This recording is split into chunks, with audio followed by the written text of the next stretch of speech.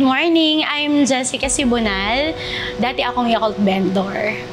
Nakilala ko si Ifern dahil dun sa kaibigan ko na nag-invite sa akin. Actually, siya yung may-ari ng bahay na tinitirhan ko. Fight! 2025! 5%!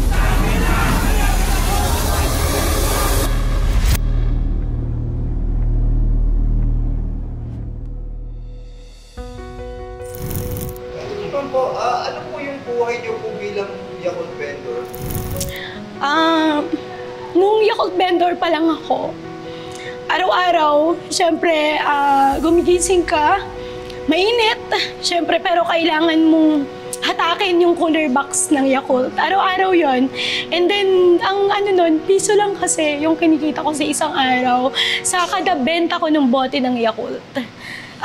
Sobrang hirap, syempre, pero kailangan kasi kailangan ng nanay ko ng pera, pampagamot.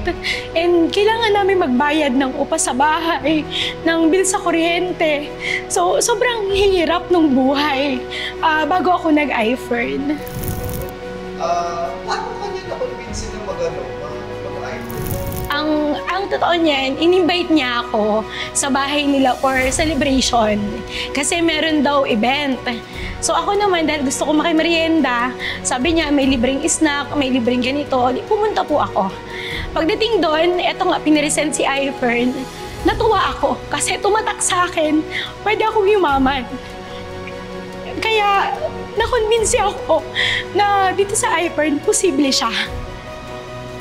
Noong sisimula ka sa Ifern, madali po ba yung journey niyo para mag-transition? Paano kayo pumasok dito? Nung bago pa lang ako, syempre, una-una, wala akong pampuhunan. So, ang ginawa ko, nilakasan ko yung loob ko, nangutang ako. Nangutang ako ng credit card kasi sabi ko, kaya ko naman siyang bayaran. Kasi ito yung paraan para yumaman ka. So, umutang talaga ako. And 7 package talaga yung kinuha ko.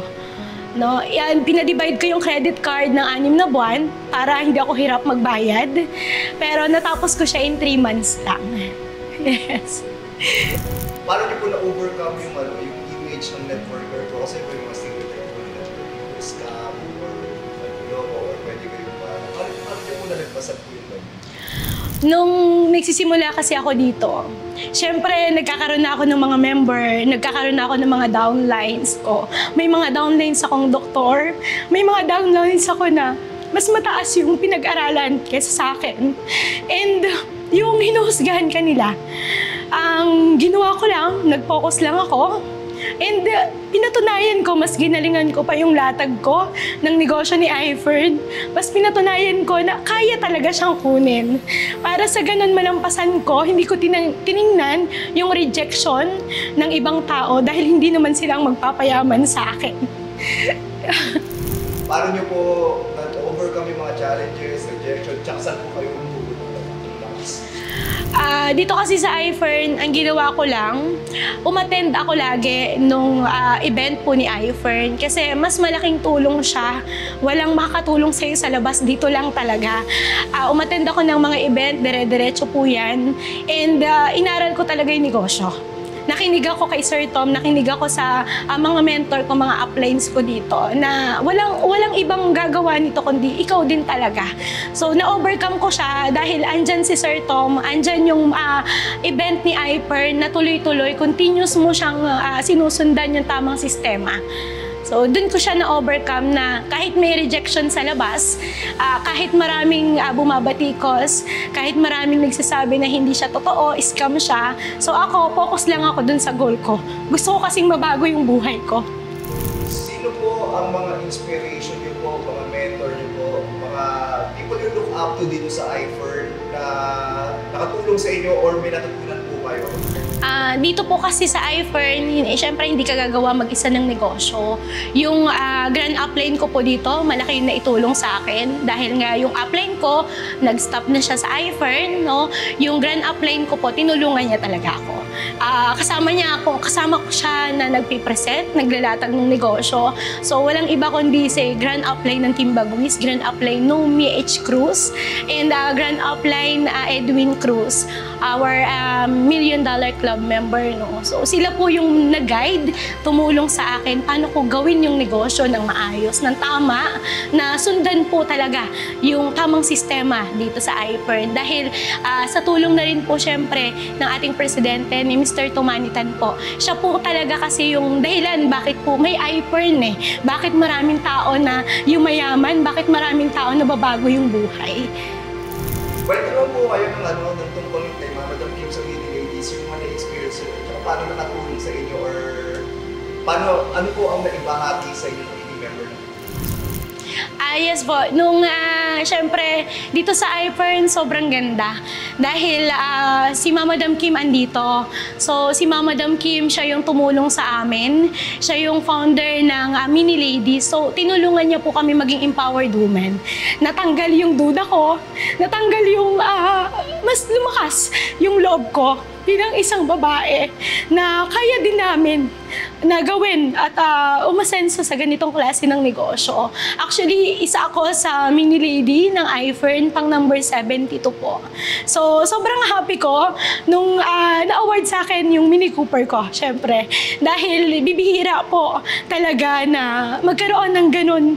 So, ang laking tulong ni Madam Kim ng ating Mini Ladies Club, dahil kung wala po yung grupo ng Mini Ladies, wala din po kami dito sa iFern. Kwento niyo po kung ano yung change na binigay sa inyo ng iFern. O ano po yung mga nabili niyo po, mga naranasan niyo po, napuntahan niyo po. Noon, nakabike. Dito sa iFern, nakakuha ako ng unang car club ko dito, Ford EcoSport. Then sinundan nung isa pang car club, meron akong Toyota Vios. And nakakatuwa kasi nangyari lang siya sa loob ng 1 taon. 2 sasakyan talaga. And then yung susunod na taon ko, nagkaroon ako ng Mini Cooper. So iba yung buhay na from nagbabike ka before na ngayon nasa iFern ka, sulit na ginawan mo ng paraan yung pangarap mo. Kasi ginawan mo ng paraan yung halaga na 76,930 para lang sa 7 package. Pero yung ibabalik nito sa buhay mo, iba. So dito sa iFern, nagkaroon ako ng 2 Rolex. Yung isa po, yung white na Rolex. And then ngayon po, naka-solid gold. Siyempre ako, with diamonds po. So dahil yan sa iFern, dahil yan kay Sir Tom, dahil yan sa ganda ng kumpanya. From doon, nakalipat din ako dun sa bagong bahay. Na dati, umuupa kami, 3,000 pesos yung upa. Andun na lahat.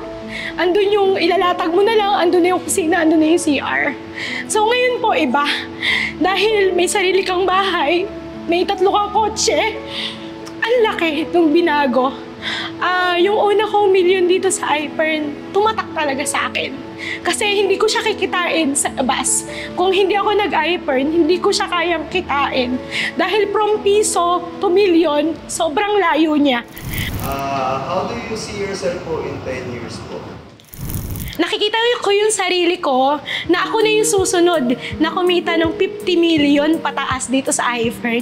At hindi lang yon, pati yung mga distributor ka na nagtiwala sa akin, yung lahat ng umaasa na mababago din yung buhay nila.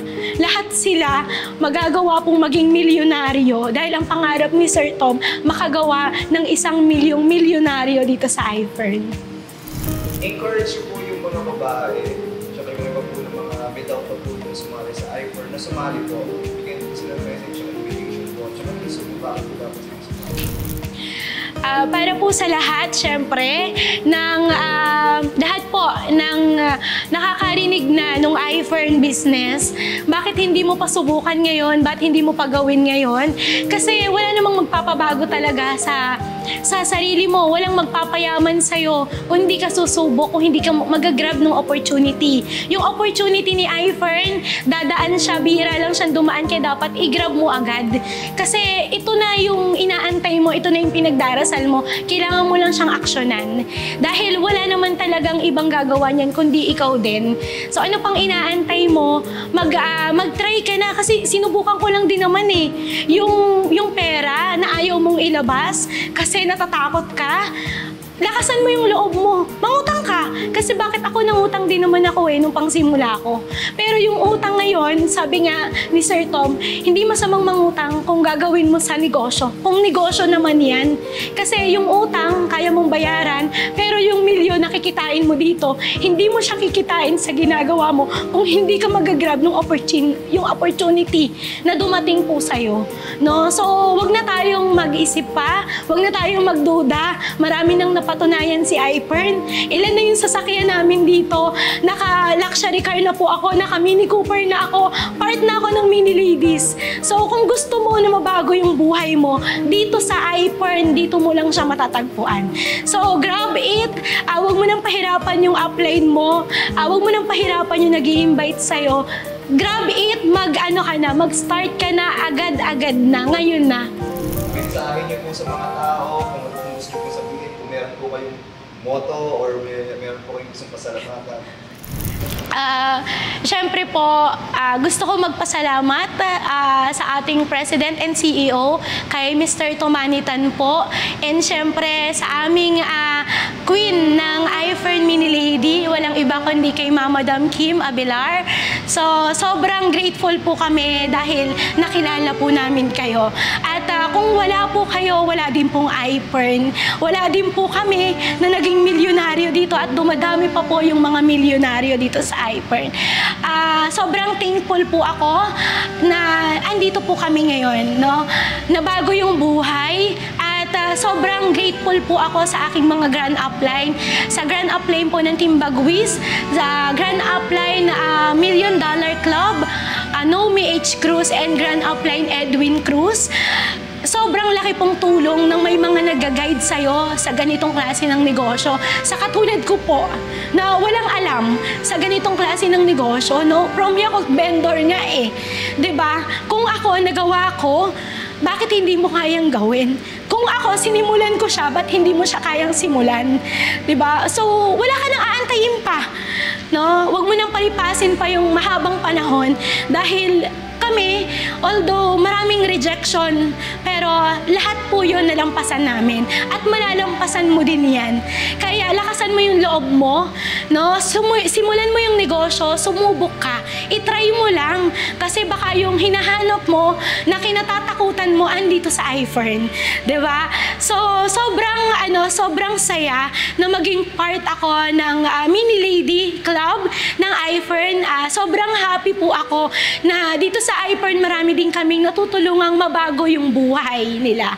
So ilan po sa mga distributor ko ang naging millionaire na rin.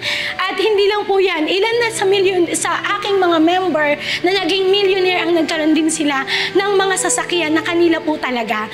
So sobrang thankful lang po talaga ako sa iFern. Kung hindi dahil sa iFern, wala po kami dito.